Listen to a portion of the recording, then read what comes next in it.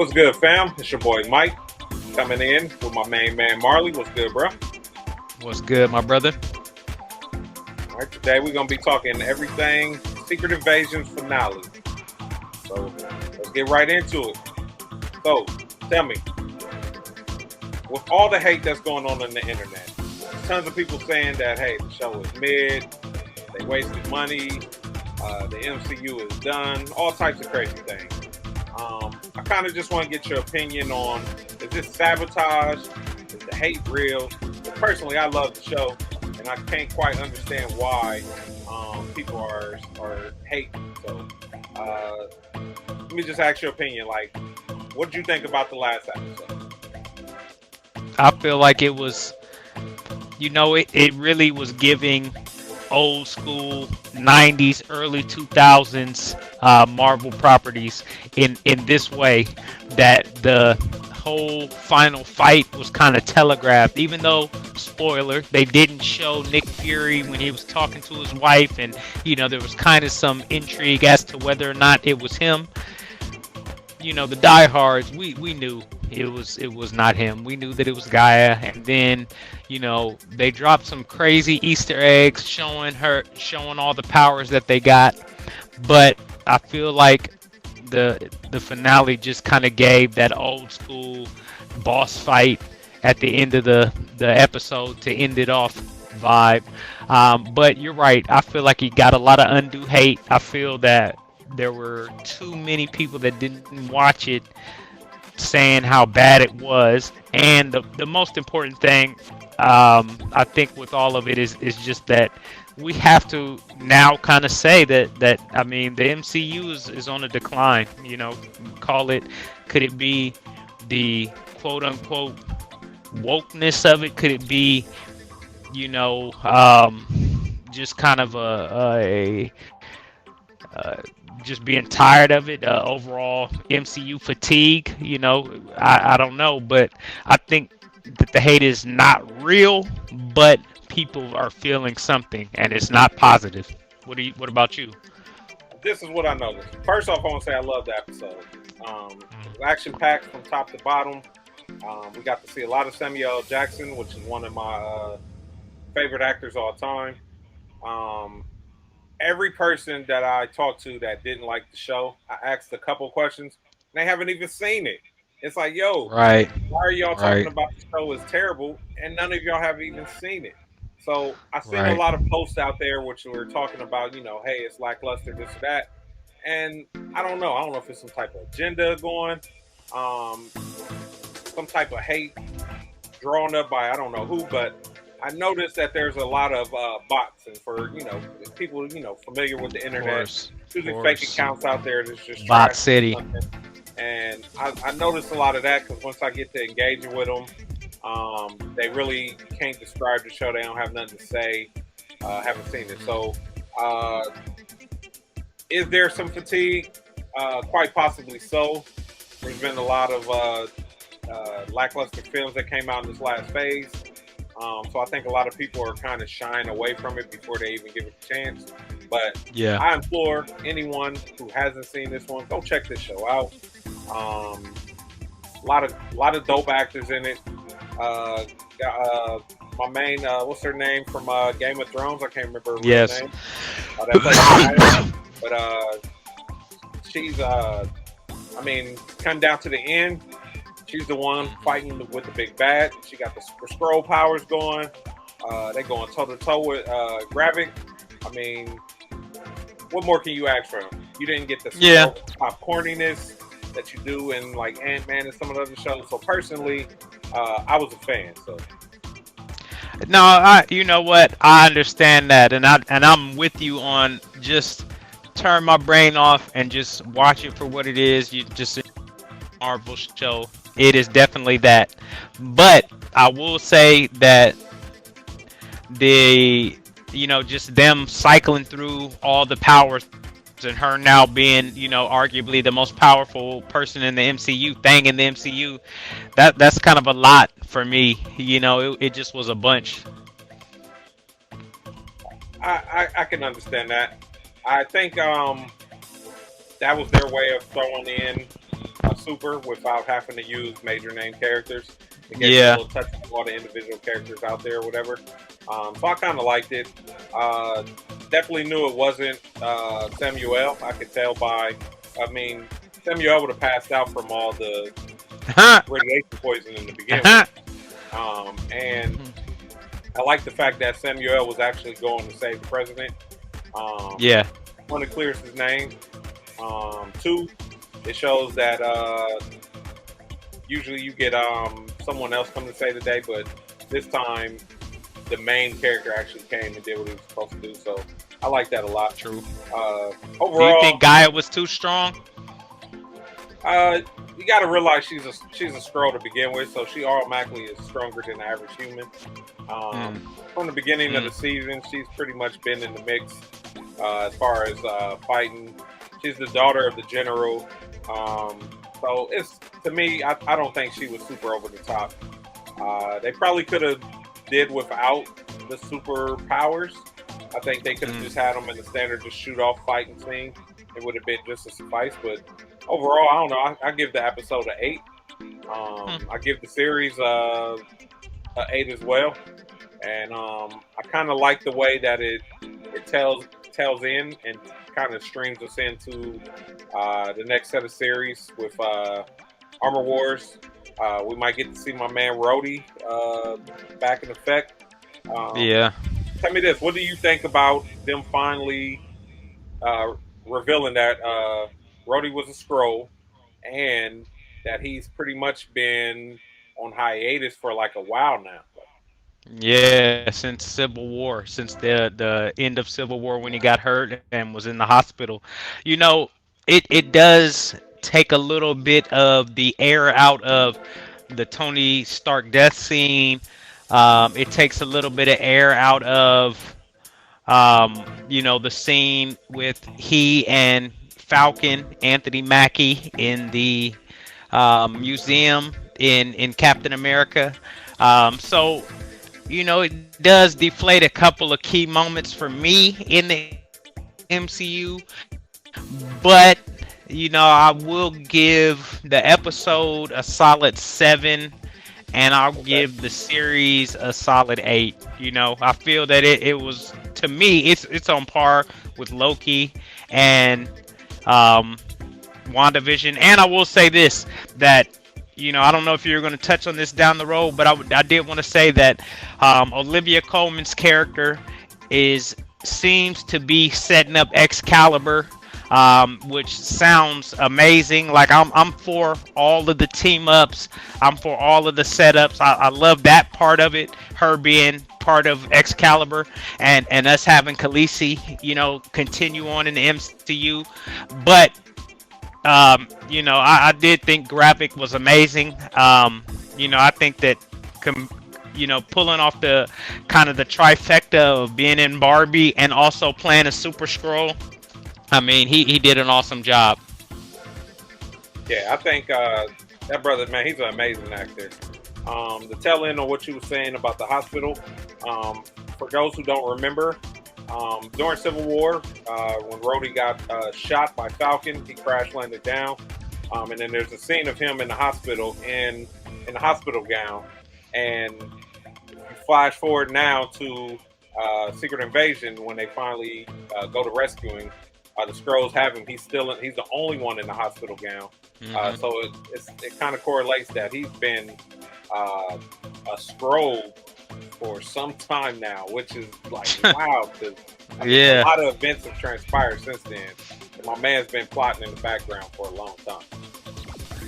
And let me ask you this: like, now that makes me think this: when he was playing those roles in those movies, did they tell him, leave some slight Easter eggs to hint that you're a female Skrull? Like if we go back and watch all the movies that he was in between now and between that moment and now, will we kind of see some little movements or some body things, or just did he play it up at all and we just didn't know what we were looking at? That's kind of what I'm crazy, because it's gonna make me, now as a fan, now I'm gonna have to go back and watch just to see what I missed, because I know there's some type of little hints here and there, I need to go pay attention to the eyes a little bit and see kind of are they glassed over a little bit. But Oh uh, yeah. Fergie is pretty good at flipping things in there that we don't necessarily get to pay attention about. Oh So yeah. let me ask you Papa this. Feige, we love him. Oh yeah, how does this transition into Armor Wars now? Do you think we're going to see him filling the mantle of like the Iron Man type ish Mm, character, or do mm, you think we're going to see um, more of Ironheart coming in with Riri Williams and a mix of hmm. the two? I think I'm gonna go in a slightly different direction. I think that what we're gonna get to see in Armor Wars is Rhodey figuring out all the things that have been filled in on all that's happened while he was kind of under wraps or under, Okay. duress, and then, that'll bring in Riri Williams. That'll bring in, kind of have him assume that mantle. They're gonna have to really do it up when they reveal to him that Tony's died. That's something that they're gonna have to really big up, and also that Falcon is Captain America. That's another thing that they're gonna really have to emote, I would say. But I am looking forward to Armor Wars for the simple fact that we are going to get some characters on screen that we haven't seen before. We're going to get some characters that are kind of new era, new age, and we'll see if a very mixed cast, a very diverse MCU can push this thing forward. Yeah, it's interesting you say that because it's crazy because he missed everything, man. He missed the blip. Everything, He yes. missed Big Bad Thanos. I mean, he missed a lot of action that went on out there. So it's going to be shocking to see how they kind of work this character in there. They got to do something though because uh, there is a lot of gripes. If you get to the point where people aren't even watching this stuff now, that's a big problem. And then when you have DC actually resetting their whole universe, uh, do you think that Marvel is kind of helping them now? Is it kind of giving James Gunn and them a little bit of Hmm. steam? Because I mean, one thing I have seen is that since the DCU has announced they reboot and James Gunn took over, their sales of their actual comics is up right Hmm. now. So Hmm. they got a lot of bright side, and they actually get to see from the mistakes of Marvel what they can go about and do correctly. So, what's your Now thoughts on that? that's an interesting take on it. I think that DC is crawling out of a hole. They took us on a lot of ups and downs. We were down with the Joss Whedon verse. We were up when the Snyder Cut came out, and we got to that. To me, was a comic book movie. That's a comic book movie. That's what I want to see in a comic book movie, and then we got brought back down kind of with Superman's cancellation and Flash kind of being mid, and there were just a lot of things that didn't quite hit, didn't quite hit that. So they got some ground to make up. I think I stand with probably a lot of the fans, and a lot of people didn't support the Flash for the same reason as everyone else. Mhm. I think it was more of a money grab. They said, "Hey, we got Mhm. part of the film already made. Let's go ahead and just throw it out there and see what we can get." And it kind of, sabotage into their face. So I don't know if that's the thing of like being a little too greedy, but I think moving forward they need to just go ahead and move forward without Ezra. Um, Hmm. I don't know how they work it out or whatever, but I do want to say that I'm excited for the DCU reboot. Okay. I'm Okay. also uh, always excited for their animated side, and I know there's going to be a lot more animated films coming into the mix. So I'm happy there. Overall, like I said to begin with, I think that Marvel needs to step it up. I think they need to Mm. one give us more one shots like the Werewolf by Night, Agreed. because it was a surprise. Uh, it didn't take a lot of money, I don't think, compared to like Secret Invasion. It was a one Yes. shot. Most of the fans were pretty happy with it. It was something different, and I gravitated to it a lot more. Also, I think that Marvel needs to take advantage more of its animated side. Disney being an animated studio at heart, Mm. think that they should actually, I don't want to say compete with DC animated side, but you definitely should be taking advantage of some of these shows that could be animated, one drops, one movies, limited Yeah. series. I think fans will gravitate to it a little bit more, and it would also knock out some of that cheesy CGI that they haven't quite all the way mastered yet in this phase. So Correct. that's Correct. my personal opinion with that. Also, though, for fans out there who are DC fans and you are looking forward to the DC reboot, for my comic fans out there, three books that I do want to throw out there that you should take advantage now because the prices are pretty good. One is Legends One, first Legends, appearance of okay. Amanda Waller. Uh, Mm. you can find that book gravitating around 100 to 150 in a 9.8 Mm. form. With her being, I want to say the Nick Fury, Samuel L. stories or whatever of the DC universe. Of the She's going to be in DC. tons Yeah. of films. She's going to be in tons of shows. I think it's a character that's going to be overly utilized. Take advantage of that book because the price range at 150. That book historically should be uh, probably a $400 or $500 book, so it has Wow. huge upside. Wow. Also, another book I want to say is Spectra 53. I don't know if you can see it. It's this book up here behind me right here with the white and black and green cover. First appearance of Mr. Terrific. He's already been casted Wow. by James Gunn in the new Superman movie coming out. So, um, same actor he who a played villain? Durn in the Fox series. So, dope actor, dope character. One of the smartest people in the DCU. So, it's going to be big things. And then, last but not least, there was a recent interview, or should I say, a question on Twitter where a guy asked James Gunn, "Are you going to utilize any milestone characters?" He came back and answered yes. He didn't say which ones, but a good start and a good intro level book would be Icon number one. Wow.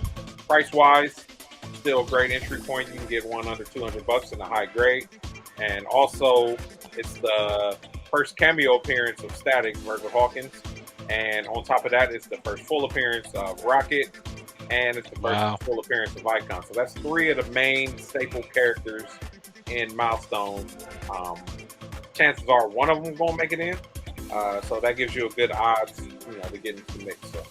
I hope we get a Icon, R-rated movie or, Static Shock movie. I need a movie. I was gonna say a series, but I really want a Static Shock. The crazy thing is I actually don't want them to do a movie initially. I want them to make sure they get the ball rolling, steam, and everything going.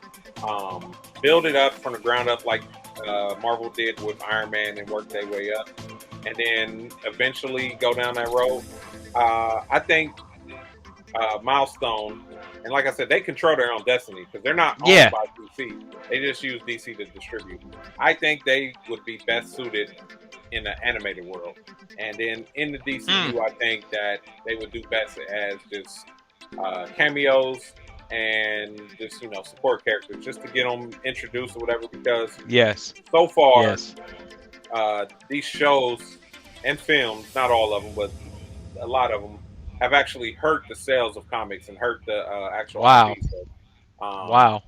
personally, being a big Static fan and a big Milestone fan, I kind of want them to, take their time. Don't let DC do you dirty and just throw something out there. Like, make sure everything is legit and on point and see what happens. So, it is Okay. what it is. So, what other shows are you looking forward to? I've heard that there is a Apple Plus show, not superhero, but it's called Hijacked. It's about some people that are about the saga of some people getting hijacked on a plane, and each episode is maybe an hour of that time, so to speak. So that sounds pretty decent. But other than that, my friend, I really don't have a lot that I'm looking forward to. I'm kind of looking forward to the Rings of Power second season. I know that we have Ahsoka coming up. I'm really looking forward to that. I honestly, Ahsoka, man. I almost forgot about it. Ahsoka is what I'm looking forward to the most. Okay. I know one thing you probably are looking forward to this weekend, pound for pound, my man. You know it, bruh. You know it. Versus Errol Spence. Who you got, man? Who you got, bruh? Crawford's the man. That's my opinion. I know. Now let me say, Spence is no slouch. Spence is cold. This to me is like Hagler Hearns going at it back in the day. Oh yeah. Top two, you got 128-0, 139-0. This Oh yeah. All the belts that Floyd left vacant. I just think it's gonna be a good show. Who you rolling with? Man, I got Spence. Maybe it's my light skin bias. I think that Bud is that man. I think Bud Crawford is that guy. I think he's a great fighter. I think Spence has just his story. He's come too far. The accident, all of that. It's time for us to get that one fighter. Now we're gonna finally have that guy, a bigger guy. No disrespect to any of the small fighters, the Gervonta Davises of the world, but when there's bigger fighters out there, I think there's a different type of electricity. So that's what I'm looking forward to most this weekend. Okay. Well, hey, fight's gonna be on tomorrow. I know you're gonna have game meals ready and everything. I just want to say, hey man, I appreciate you coming on here with me again tonight. We have to, figure out, what shows is next that we're gonna discuss next, and hey, anything you want to plug before we get up out of here? Oh yeah, one more thing. This show was brought to you by Mike's Dog Shack, who has the biggest wieners in town. That's right. But not really. The Dog Shack is one of our large sponsors, and of course, Columbus Mobile Detailing. We will get you right. Don't be too shook to book, my friends. Right. All right. Well, hey, I want to thank everybody for stopping out tonight. Appreciate all the support. Please like, subscribe. Oh yeah. Share with your friends, and just get at least one person to come in and join us right here. So, once again, thanks again, and peace. Peace.